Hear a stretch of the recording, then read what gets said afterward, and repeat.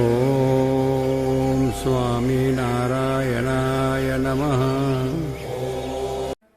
હે સ્વામી બાપા, અમે સભામાં થોડા મોડા પડીએ, નિયમ ધર્મમાં પણ ઘણીવાર મોડા પડી જઈએ, પરંતુ આપનામાં જીવ જોડીને આપના ચરણ સ્પર્શ વગેરે અંગત લાભ લીધા કરીએ તો શું અમે કાંઈ ઓછું કર્યું કહેવાય? અરે કહેવાય ઓછું, બહુ જ કહેવાય, અતિશય કહેવાય. એટલે કહેવાનું શું કે આ વાત કરી એમાં આપણે બહુ જ કરીએ છીએ એમ થઈએ છીએ, બહુ જ આપણે કરી નાખ્યું એમ કહીએ છીએ. આ તો અનંત જન્મનું બધું કાઢવાનું છે. અનંત જન્મનું જે અંદર પેઠું છે એ બધું કાઢવા માટે એક દાડાનો સત્સંગ કામ ના આવે. મહારાજે તો એની બહુ મોટી વાત કરી છે કે આ સંતો મહારાજ કે ભાઈ પેલા નહીં મોટો એ હોય ને મુક્તાન સ્વામી પર્વત જેવા વાત કરનારા હોય ને એ છે ને, એ શું વાત છે? બ્રહ્માના કલ્પ સુધીની આવડતા કહો. આ તમારે તો 50-100 વર્ષમાં ખપી જવાના છે. તો બ્રહ્માનું આયુષ તો છે આપણા એક પલકારાની અંદર આંખનો આમ મારો એમાં 666 વર્ષ એના જતા રહે બ્રહ્માનો. પછી હવે આપણે કેટલું જીવીએ, એના કેટલા વર્ષ થયા? એટલું મોટું આયુષ આપણે હોય. આ તો 5 વર્ષમાં જઈએ ને 50 વર્ષમાં જઈએ ને 100 વર્ષમાં જઈએ, પણ પહેલાં તો આયુષ એટલું ભોગવે જ, એટલું બધું એનું આયુષ હોય બ્રહ્માના કલ્પ, બ્રહ્માના જેટલું કલ્પ. પછી બીજું શું કે મેં શ્વેતદીપ જેવું સ્થાન હોય. પાછું કહો આ કંઈ આ ધમાધમ મોટરો ચાલે છે એમાં નહીં, લંડન અમેરિકાના મોટા મોટા બિલ્ડિંગોમાં નહીં, પણ શ્વેતદીપની અંદર ત્યાં રહેવાનું અને ઝાડ નીચે રહેવાનું, ઝૂંપડાની અંદર રહેવાનું. નહીં બંગલા, નહીં મોટર, નહીં હોટલ, સિનેમા, 5 સ્ટાર કોઈ મળે નહીં. આપણે તો 5 સ્ટાર જ ગોતીએ પહેલાં. હવે આવા બધા સુખ ભોગવો અને પછી આ વાત કરીએ એ વાત ક્યાંથી બની શકે? તો સાહેબ કે એ 5 સ્ટાર ટ્રેકર છે ને, પણ અહીંયા બદ્રિક આશ્રમની અંદર આ રીતે ઝાડ નીચે ઝૂંપડામાં કાયમ રહેવાનું, ઠંડી ઉનાળો હોય તોય પણ, અને ભગવાનનું ભજન કરવાનું થાય. એટલે કે બદ્રિક આશ્રમ જેવું સ્થાન હોય અને બ્રહ્માના આયુષ જેટલું, આપણું કલ્પ જેટલું આયુષ હોય, અને પાછા ત્યાં સત્સંગ ગોપાળાન સ્વામી જેવા, નિત્યાનંદ સ્વામી જેવા, મુક્તાન સ્વામી જેવા બધા, ગુણાન સ્વામી જેવા બધા સંતો હોય, એનો સમાગમ હોય. પછી શું થાય? ત્યારે સત્સંગ થાય. એટલે હવે આ વાત આવી, એમાં કેટલું વાત આવી. બ્રહ્માના આયુષ સુધી તમે આ સત્સંગ કરો ત્યારે સત્સંગ થાય, અને એવા પુરુષ મળે તો સત્સંગ થાય, બીજું નહીં. એટલે ગુણાન કહે છે કે આપણને એવું જ મળ્યું છે પણ સમજાતું નથી. ગુણાતા જો ડૉક્ટર સ્વામી વાત કરે છે કે 1 સેકન્ડમાં, ડૉક્ટર સ્વામી વાત કરે કે જેટલું તમે આટલા વર્ષો કરો તે ના થાય 1 સેકન્ડમાં થાય. બધી વાત કરે ભલે ટેકનોલોજીની વાત કરે છે, બરાબર છે. આજે ટેકનોલોજી કેટલું એકદમ એક થોડા સમય થઈ જાય ને પેલું હોવર કરી, એમાં સત્સંગ જો આવો મળી જાય તો આપણે 1 સેકન્ડમાં જે કટ્રોલ કલ્પે ના થાય આ થાય. એમ લાખો જન્મે જે કામ આપણાથી ન થઈ શકે એ આ જન્મે આપણું પાર પડી જાય, ભગવાન સંતને ઓળખાણ થઈ જાય તો, એના સ્વરૂપનો નિષ્ઠા થઈ જાય, એની દ્રઢતા થઈ જાય કે આપણું જે છે આ છે, જે સર્વસ્વ આપણે આ જગતને માન્યું છે પૈસા ટકાને, એ આપણું સર્વસ્વ છે જ નહીં. દરેક ઠેકાને મૂકતા જ આવ્યા છે, છોડતા જ એનું આપણી સાથે કહ્યું. આ જો મળ્યો છે સંગ આ વખતે એ સત્સંગનો લાભ લઈ લઈએ તો એનાથી આપણું આ જન્મે ના જન્મે થઈ જાય, બીજો જન્મ ધારણ કરવો જ ના પડે એવો સત્સંગનો પ્રતાપ છે. તો એ સત્સંગ આપણે જે મળ્યો છે એનું અહોહો આનંદ આપણે રહેવું જોઈએ. હવે આપણે કે તમે તો આવીએ ને ના આવીએ સત્સંગમાં તોય ચાલે, નિષ્ઠા તો છે, નિષ્ઠા તો છે, પણ ખરેખર નિષ્ઠા હોય તો એ તો ઘરમાં રહે જ નહીં, ઘર બહાર જ નીકળી મંદિરમાં આવીને બેસી જાય. ખરેખરું જ્ઞાન થાય તો માયાના પેજમાં આવે નહીં. આ બધી વાતો કેટલી જબરજસ્ત છે. આ કોણ ગુણાથી બોલે છે? મહારાજના શબ્દો છે, એનો વિચાર કરવાનો. ખરેખરું જ્ઞાન એટલે શું? પૈસા ટકા કમાવાનું, બંગલા કરવાનું, અને બધી રીતે આમ શું કે પોલિટિકમાં પડીને બધા કઈ પૈસા ભેગા કરવાનું, કૌભાંડો કરવાનો, એને માટેનું નથી. આ છે એટલે ભગવાનને સંત જે મળે ને સત્સંગ, એ મોટા મોટી વાત છે. તો શું કે આ જન્મે થઈ જાય લો, એ એટલે એક દિવસે થતું નથી. તમે એક દાડો પૈસાદાર પણ થતા નથી. ત્યાંથી આવ્યા દેશમાંથી પૈસાદાર થઈ ગયા. હવે કેટલી મહેનત કરી તરફ આ એકાઉન્ટ કરી થોડા પૈસા મેળવ્યા છે, પણ હજુ કરોડપતિ તો થયા નથી. એમ પછી કે ના હું કરોડપતિ કેવી રીતે થઈ જાઉં એમ, પણ એની અંદરનો પ્રોસેસ કરવો પડે. એક દિવસ આ લાઇટ થઈ નથી. એને કેટલા વર્ષો સુધી એની સાધના કરી છે, એને ઇલેક્ટ્રિક પેદા કરવા માટે સાધના કરી છે. તો આજે પટંડા બંધ થઈ જાય. કાં તો મંદિરમાં આવ્યા છે, અમારું કામ કેમ ના થયું, અમારો છોકરો હાજો કેમ ના થયો, અમારું કામ કેમ ના થયું, એવું થઈ જાય. અમારી ભાઈ સાધના છે. એ સાધના કરતા જ્યારે ભગવાનની વિશેની આપણી દૃઢ ભાવના થશે તો સાંઈક આપણું કામ છે આ જન્મે થઈ જ જવાનું છે, હકીકત વસ્તુ છે. પણ એ નથી રહેતું, એટલે પછી આપણને આવા વિચારો થાય છે કે ભાઈ આ સત્સંગ કંઈ ત્યાં જઈને જ કરવો, મંદિરમાં જઈને કરવો. જે કરો એટલું ઓછું, ન કરો એટલું ઓછું છે સત્સંગની અંદર. કારણ કે આપણે ઓફિસમાં જવાનો ટાઈમ મળે ને, અહીં આવે ટાઈમ ના મળે. કેવું કહેવાય, વેપાર કરવાનો ટાઈમ પૂરેપૂરો લઈએ. એમાં ચાલે છે કે ના આજ નથી જવું, દુકાને નથી જવું, ઓફિસે નથી જવું, આજે આપણે દેશ પરદેશને માટે આ ધંધા માટે નથી જવું, એવું થાય. કંઈ થતું નથી. તરત જ કે આ છે જવું જ છે. અને એવું છે અહીંયા કોઈ સારા તમારા પ્રેસિડેન્ટને મળવાનું થાય તો વાર લાગે. મોડા હોય તો ઊભા થઈને જાય કે પ્રેસિડેન્ટને આજે મારી મુલાકાત છે, મને એપોઇન્ટમેન્ટ મળી છે. ઓહો પ્રેસિડેન્ટને મળી. ડૉક્ટર જોઈને હિસાબે તો પ્રેસિડેન્ટને કોણ બધું કે એને ભગવાનને મળવાનું હોય ત્યારે ત્યાં વિચાર થાય કે ના દર્શન નહીં જાય, ચાલો પેને તો પેલો ઉબડકો થાય છે. તો એટલો ઉમળકો જો ભગવાનમાં થાય તો કામ ના થઈ જાય. પેલા પાસે જઈને ઓટો મારીને પાછા આવવાનું છે, કંઈક બીજું કંઈ આપવાનું છે. અને કાં તો તમે મારા ફંડમાં પૈસા ભજો 2 કરોડ રૂપિયા, એ વાત કરે, બીજું શું કરે. એટલે એ બધી વસ્તુનું છે કે તમે એ ભગવાનના માટે એટલી તાલાવેલી હોવી જોઈએ. આપણને એક ક્ષણ પણ એના વગર વીતવી ના જોઈએ. આ એક ક્ષણ પણ ના વીતવી જોઈએ. એટલે આપણે આપણું કામકાજ કરો, એને માટે કંઈ ના નથી પાડી. પણ છતાં જે આ નિમશક મંદિરમાં આપણે જવું, દર્શન કરવું, પાઠ પૂજા કરવી, એ બધું કરવાનું આવશ્યક જ છે એમ. પણ એમાં કોઈ ના જઈએ તો ચાલે, ખાધા વગર ચાલે. તરત સવારના પહોરમાં બ્રેકફાસ્ટ, અને ઘરમાં ઓર્ડર થઈ ગયો કે સારામાં સારી ચા અને સારામાં સારો બ્રેકફાસ્ટ બનાવજો ઉઠતાની સાથે. અરે ઉઠતાની સાથે કંઈ એને સંભાળે દેહનું, ભગવાનને સંભાળો જેને તમને જાગૃત કર્યા. આપણે ઊંઘમાં જઈ શકાય એવું નથી અને ઊંઘમાંથી જાગી શકાય નથી. એ ભગવાનની ઈચ્છાથી જ જગાય છે ને જવાય છે. આખે આરોટા જ કરો ને આખી રાત મસરૂના ગારલામાં, તો ઊંઘ જ ના આવે. પણ ભગવાનની ઈચ્છા હોય તો આવે છે. ભગવાન ઊંઘમાં લઈ જાય ને બહાર એ લાવે. તો એ ભગવાનને યાદ કરો કે આટલી બધી સગવડ આપી, મનુષ્ય શરીર આપ્યું છે, આપણને હવા ફ્રી આપી, આ બધી કંઈ ઓક્સિજન પૈસા ભરવા પડે, આ ભરવા પડે. એટલે એને સૂર્યપ્રકાશ આપ્યો અને લાઇટ પણ પૈસા છે, એને લાઇટના પૈસા નથી ભરવું પડતા. એ તોય ભગવાન આપણે તમે ના કરો સંભાળો તો એ રાજી છે, અને આ પૈસા ભરો છો તોય દુઃખી છો.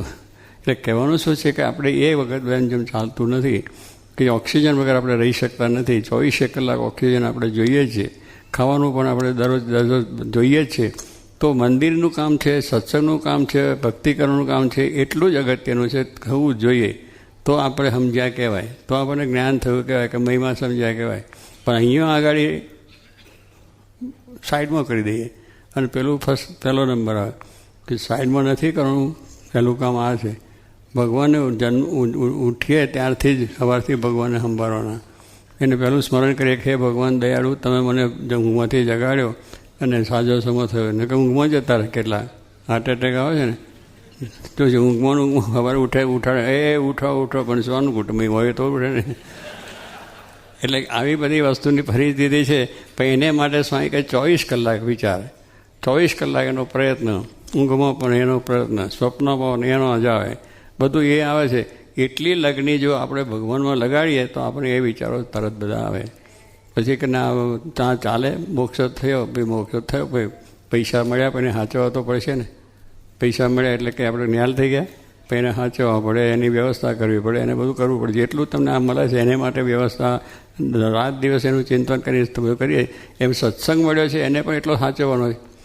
એ આત્માના કલ્યાણ માટેની વાત છે, આ દુનિયાના સુખની માટે છે, દેહના સુખ માટે છે. આ દેહ તો પડવાનું છે. એના સુખને માટે જો આપણે 24 કલાક વિચારો રહેતા હોય તો સત્સંગ માટે ના કેમ રહે જ. આપણી ડરતા નથી, આપણને એમ છે કે ચાલે, આ ચાલે એમ કહીએ છીએ, અને ના ચાલે પછી ના ચાલે એ પણ મૂકવું પડશે. અને આ જે છે એને જો અખંડ કરીશું તો અખંડ સુખ પાછું ભગવાનનું મળી જવાનું. ત્યારે એ વિચાર જો આપણને હોય તો થાય કે ભાઈ બસ અમે તો સ્વામી મળ્યા સુખ થઈ ગયું, નિષ્ઠા કરી લીધી થયું. નિષ્ઠા જો જીવમાં હોય તો પછી આની મહત્તા રહે નહીં.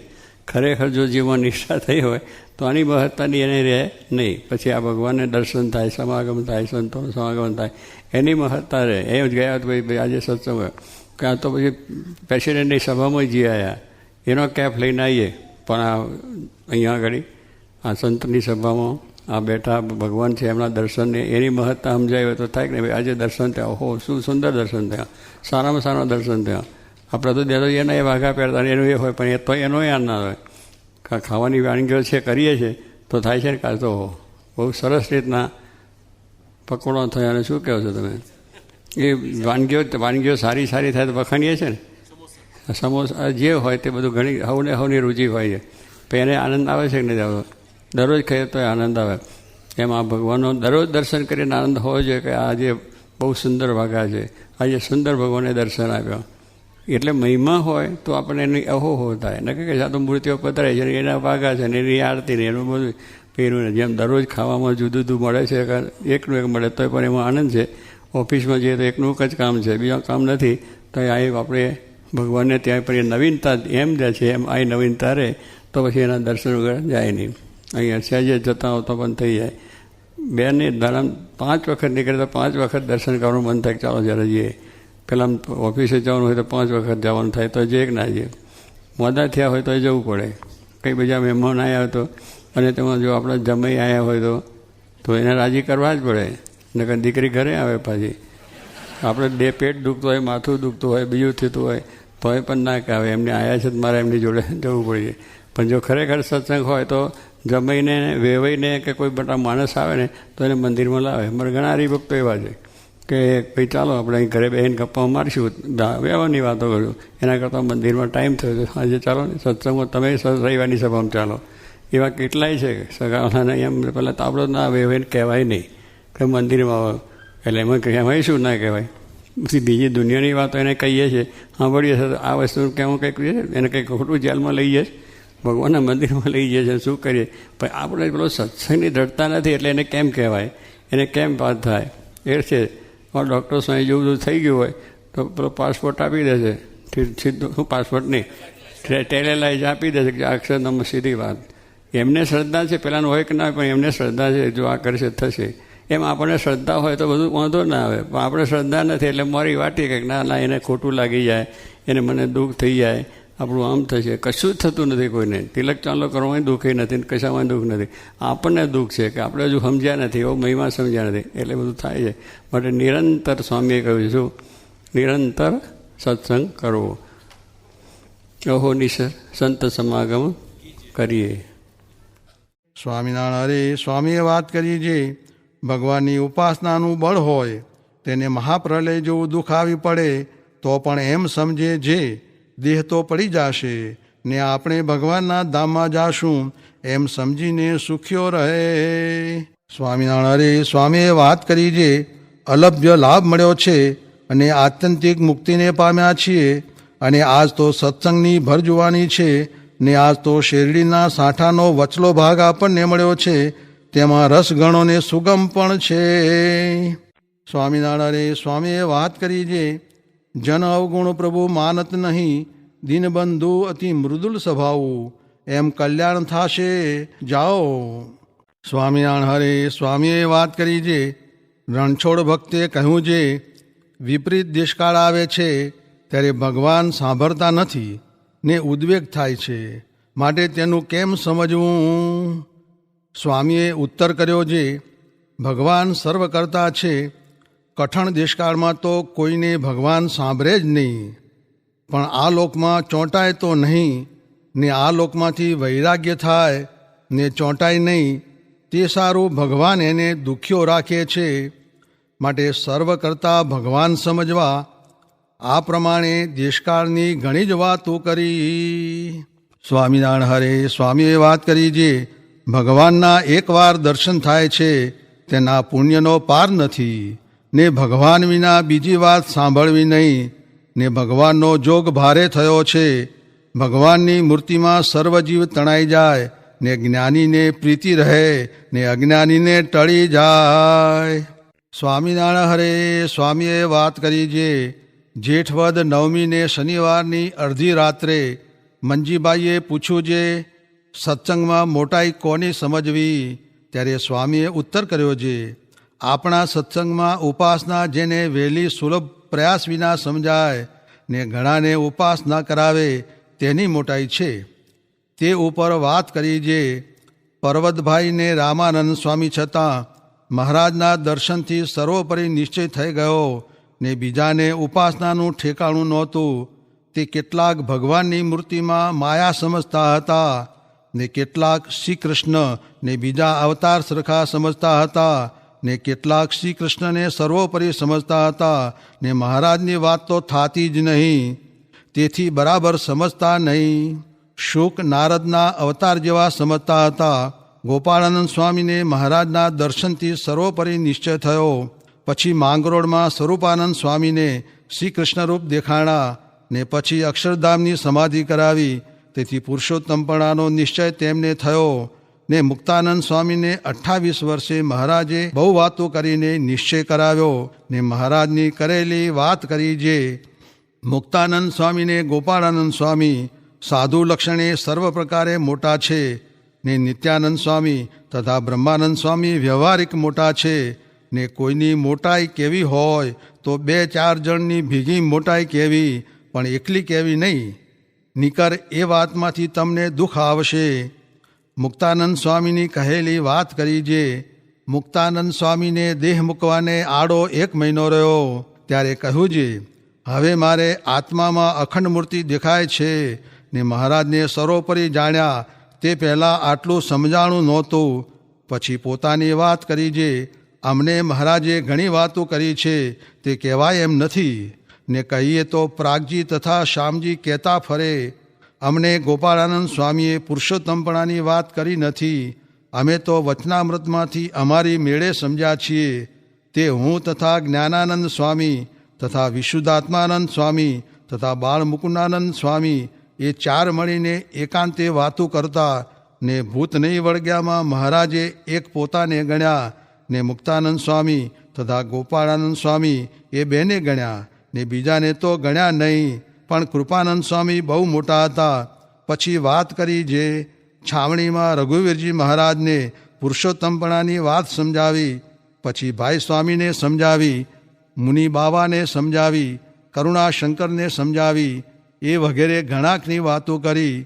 માટે તમે વાતો કરો તે ધીરે ધીરે વચનામૃતની સાખી લાવીને વાત કરજો ને નિશ્ચયની વાત કાળજું તૂટ્યા જેવી છે, માટે ધીરે ધીરે કરવી. એ વગેરે ઘણીક વાતો કરી. ત્યાર પછી ઊભા થઈને કહે છે તમો સર્વે આ અમે કહ્યું તેમ સમજજો ને તેમ જ કરજો.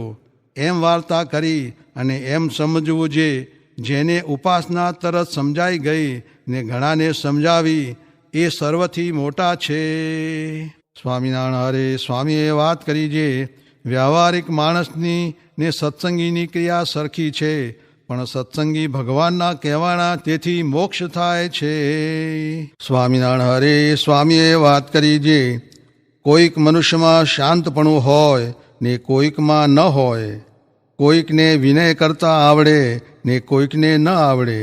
એ સર્વે દેહના ભાવ સમજવા ને મોટાઈ તો પ્રગટ ભગવાનના નિશ્ચય વડે છે ને કાગળમાં લખે છે એટલા સર્વે ગુણ તો ભગવાનમાં જ હોય, બીજામાં ન હોય. સ્વામિનારાયણ હરે. સ્વામીએ વાત કરી છે તકિયો કાઢી નાખીને કહ્યું છે ટેવ પડી જાય અને કોઈ પદાર્થની ટેવ તો એક સહજાનંદ સ્વામીને ન પડે, બીજા બધાયને પડે. સ્વામિનારાયણ હરે. સ્વામીએ વાત કરી છે આ તે કાંઈ વાતું છે? આ તો અમૃત છે. તે દેવલોકમાં અમૃત પીવા જીવ જાય છે, પણ અહીં પીવા નવરો નહીં. આ તો પ્રાપ્તિનો એ પાર નહીં ને જીવમાં ખોટનો એ પાર નહીં. ઓહો, આ મહારાજ પુરુષોત્તમ ને આ સાધુ એ કોઈ દી આવ્યા નથી ને આવશે પણ નહીં ને એ પુરુષોત્તમનું દીધું ઐશ્વર્ય બીજા અનંત અવતારાદિક પામ્યા છે, એમાં બધું એ આવી ગયું. સ્વામિનારાયણ હરે વચનામૃત ગરડા મધ્ય પ્રકરણનું 5મું પતિવ્રતા અને શૂરવીરપણાનું. સ્વામિનારાયણ હરે સંવત 1878 શ્રાવણ સુધી 7મને દિવસ સ્વામી શ્રી સહજાનંદજી મહારાજ શ્રી ગરડા મધ્યે દાદા ખાચરના દરબારમાં શ્રી વાસુદેવ નારાયણના મંદિર આગળ ઓટા ઉપર ચાકડો નખાવીને વિરાજમાન હતા અને સર્વ શ્વેત વસ્ત્ર ધારણ કર્યા હતા અને પોતાના મુખારવિંદની આગળ મુનિ તથા દેશ દેશના હરિભક્તની સભા ભરાઈને બેઠી હતી અને મુનિ તાલ મૃદંગ લઈને ગાવતા હતા. પછી શ્રીજી મહારાજ નેત્રકમળની સાને કરીને તે કીર્તન રખાવીને બોલ્યા છે, સર્વે સાંભળો, એક વાત કરીએ છીએ જે ભગવાનના ભક્ત હોય તેને એક પતિવ્રતાનો ધર્મ રાખવો અને બીજું શૂરવીરપણું રાખવું. જેમ પતિવ્રતા સ્ત્રી હોય તેને પોતાનો પતિ વૃદ્ધ હોય તથા રોગી હોય તથા નિર્ધન હોય તથા કુરૂપ હોય, પણ પતિવ્રતા સ્ત્રીનું મન કોઈ બીજા પુરુષના રૂડા ગુણ દેખીને ડોલે જ નહીં. અને જો રાખની સ્ત્રી હોય ને તે જો પતિવ્રતા હોય તો મોટો રાજા હોય તો પણ તેને દેખીને તે પતિવ્રતાનું મન ચળે જ નહીં. એવી રીતે ભગવાનના ભક્તને પતિવ્રતાનો ધર્મ ભગવાનને વિશે રાખવો અને પોતાના પતિનું કોઈ ઘસાતું બોલે તે ઠેકાણે કાયર થઈને ગળી જવું નહીં. અતિશય શૂરવીર થઈને જવાબ દેવો, પણ પાજી પડાવની છાયામાં ભગવાનના ભક્તને દબાવવું નહીં. એવી રીતે શૂરવીરપણું રાખવું. અને લોકમાં એમ કહે છે જે સાધુને તો સમદ્રષ્ટિ જોઈએ, પણ એ શાસ્ત્રનો મત નથી. કેમ જે નારદ સનકાદિકને ધ્રુવ પ્રહલાદાદિક તેમણે ભગવાનનો ને ભગવાનના ભક્તનો જ પક્ષ રાખ્યો છે, પણ વિમુખનો પક્ષ કોઈએ રાખ્યો નથી. અને જે વિમુખનો પક્ષ રાખતો હશે તે આ જન્મે અથવા બીજે જન્મે જાતો જરૂર વિમુખ થશે. માટે જે ભગવાનના ભક્ત હોય તેને જરૂર ભગવદીયનો પક્ષ રાખ્યો જોઈએ અને વિમુખનો પક્ષ ત્યાગ્યો જોઈએ. આ અમારી વાર્તાને સર્વે અતિ દ્રઢ કરીને રાખજો. ઇતિ વચનામૃતમ. એ રીતે ગરડા મધ્ય પ્રકરણનું 5મું વચનામૃત જે તે થયું.